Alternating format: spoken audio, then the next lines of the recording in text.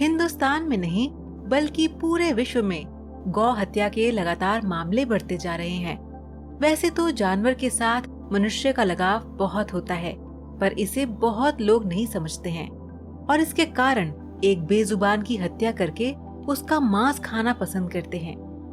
पशुओं में सबसे वफादार जानवर एक कुत्ता है और दूसरी गाय। जो व्यक्ति गाय की महिमा को जानते हैं वही गाय की पूजा करते हैं और उसकी श्रद्धा भक्ति करके अपने घर में माता के समान दर्जा देते हैं। हिंदू धर्म में गाय माता की पूजा इसलिए की जाती है क्योंकि गौ माता के भीतर 33 प्रकार के भगवान विराजमान होते हैं। ये बात उन लोगों के दिमाग में कभी नहीं आएगी जो लोग मनुष्य के रूप में राक्षस हैं। जो लोग सिर्फ गाय को जानवर की तरह समझते हैं, वे लोग ये भूल जाते हैं कि उनकी संतान का पालन भी यही गाय करती है। जब तक उनके बच्चे इनका दूध नहीं पिएंगे, तब तक उनका शरीर स्वस्थ नहीं होगा और मानसिकता में वृद्धि नहीं होगी। कहने का मतलब है कि गौ माता के दूध से हम मानव जाति का सदैव कल्याण होता है। तो फिर हिंदू धर्म में इसकी पूजा क्यों नहीं करेंगे?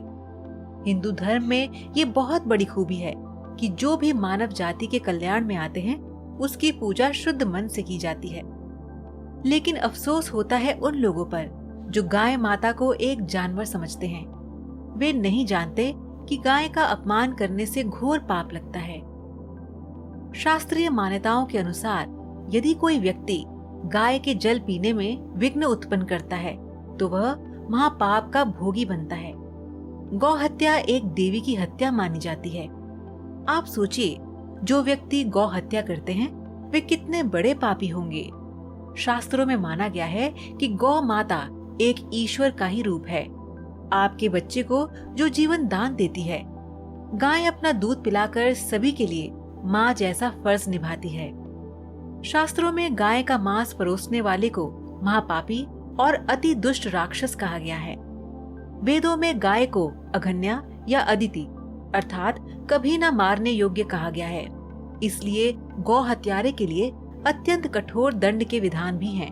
परिणाम स्वरूप लोगों को गौ हत्या से बचना चाहिए। आइए जानते हैं कि गौ हत्या करने से कौन सा पाप लगता है और कितने दिनों तक उस पाप की सजा भुगतनी पड़ती है। दरअसल जो व्यक्ति अपनों के लिए या दूसरों के लिए गौ हत्या करते हैं उसकी सजा 7 जन्मों तक रहती है। वे लोग इंसान के रूप में जन्म तो लेंगे, लेकिन लोग उनका तिरस्कार करेंगे क्योंकि उनके शरीर में घाव जैसी बीमारी होगी और वो जब तक जिएंगे तब तक घाव लेकर ही उनको जीना होगा। और तो और उनके शरीर पर उसी घाव के अंदर छोटे छोटे कीड़े होंगे जिससे पापी लोग दर्द से तड़पते रहेंगे। फिर मरने के लिए भी सोचेंगे लेकिन मर नहीं सकेंगे। सब कुछ ईश्वर लिख कर रखते हैं। कौन क्या करते हैं इस पृथ्वी लोक में, उनके लिए दंड ईश्वर ही तय करते हैं। जब तक किसी व्यक्ति के सिर पर गौ हत्या का पाप रहेगा तब तक उसे भयंकर दंड मिलते रहेंगे। ये बात हमेशा ध्यान में रखनी चाहिए कि जो व्यक्ति जिसको जितना दर्द देता है उतना ही दर्द उसे भी बेशक उसी जन्म में या फिर अगले जन्म में जरूर भुगतना पड़ता है। इसे कोई रोक नहीं सकता।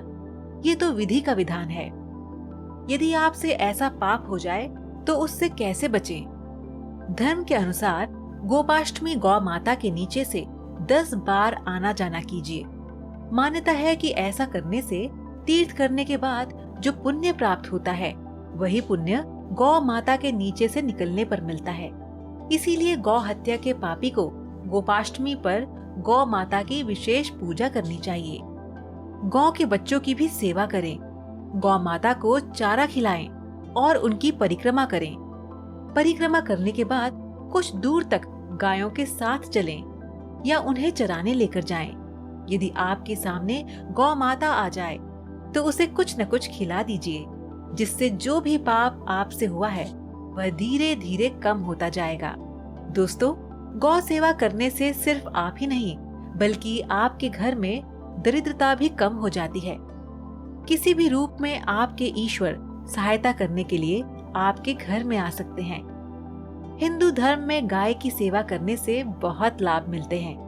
तो दर्शकों, आने वाले दिन में आप खुद ही समझ जाएंगे कि गाय सेवा करने के कितने फायदे हैं।